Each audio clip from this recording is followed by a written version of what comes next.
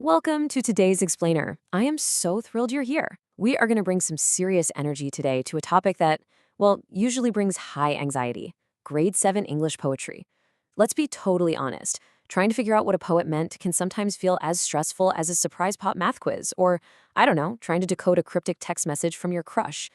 But today, we're setting the stage for a highly structured, incredibly fascinating breakdown of poetry analysis. If you've ever felt intimidated by stanzas and verses, you are in the exact right place. Let's get started. Be honest for a second. Have you ever read a poem in class and thought, this could mean literally anything? Yeah, it's a completely common anxiety.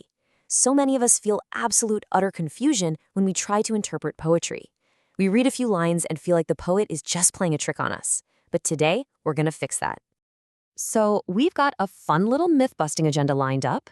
We'll start by unlocking grade 7 poetry, then we'll tackle 3 massive myths about interpretation, words, and structure, and finally, we'll wrap up by transferring those new skills. All right, let's dive into Section 1, unlocking grade 7 poetry and what's known as the staircase of complexity.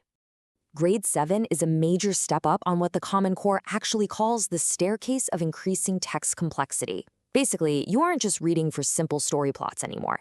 The standards require a much deeper level of engagement.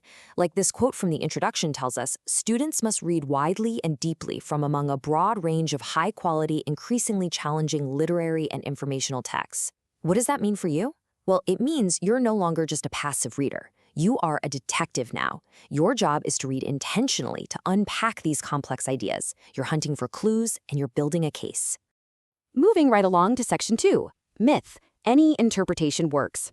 Let's go ahead and bust that subjectivity myth right now. There is this incredibly flawed way of reading poetry floating around out there. It means whatever I feel like it means. The reality? Interpretation actually requires evidence. If you just guess based on a vibe, you're going to be completely stuck when your teacher asks you to prove it. We're going to solve that right now by correcting these common misconceptions with solid, evidence-based reasoning. This brings us directly to Standard RL.7.1. It explicitly states you must cite several pieces of textual evidence to support analysis of what the text says explicitly, as well as inferences drawn from the text. So here's the crucial point. You literally cannot just float an idea about a poem out into the universe. It's kind of like accusing your sibling of eating your leftovers without any proof. You've got to show the crumbs. You must back up your interpretation with multiple, highly specific clues taken straight from the text itself.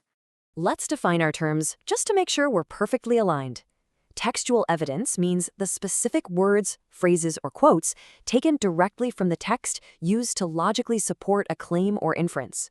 These are the tools you must bring to your investigation. If your claim is a table, your textual evidence, those are the legs holding it up. Without them, the whole interpretation just collapses. Let's move on to Section 3.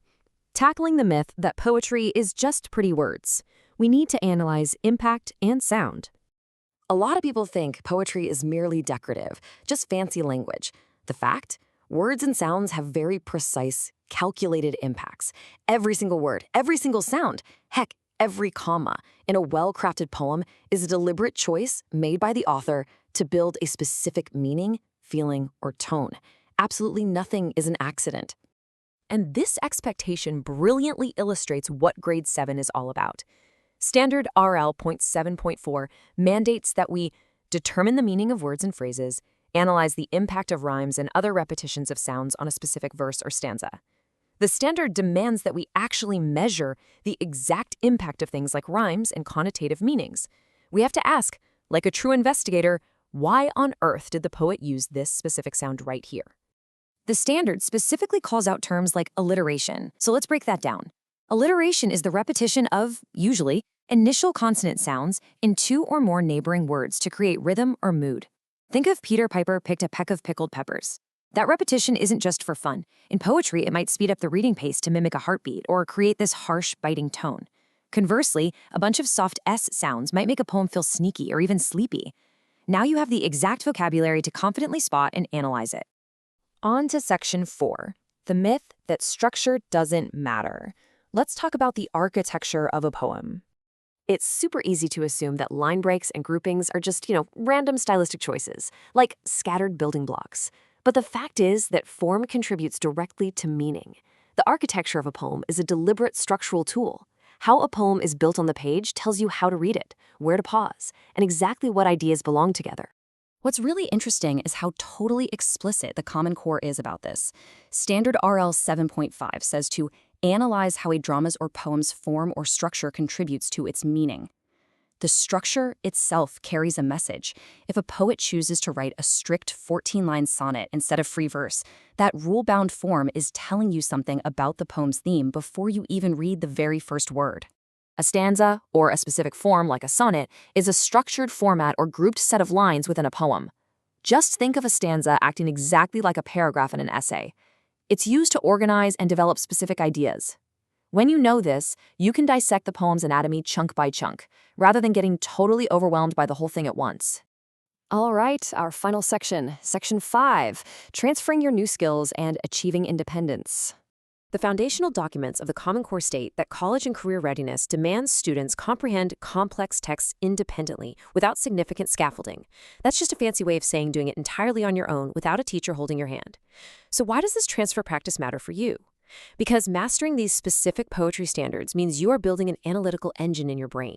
Once you know how to hunt for evidence, analyze word choice, and decode structure, you can take these skills and apply them to any text, in any subject, in the real world, completely on your own. So, here is your practical, totally actionable game plan for your very next poetry assignment. Step 1. Read for explicit meaning and make logical inferences. Step 2. Act like a detective and hunt for multiple pieces of textual evidence. Step 3. Put on your microscope and analyze word impact, rhymes, and sounds. And finally, Step 4. Step back and examine the architecture and stanza structure. This right here is your foolproof checklist for grade 7 poetry success.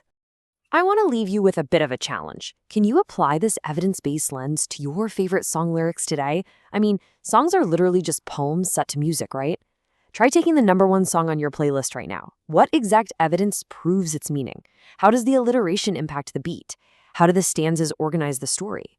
Test out your brand new analytical superpowers today. Thank you so much for joining me on this explainer. Stay curious, keep analyzing, and I'll see you next time.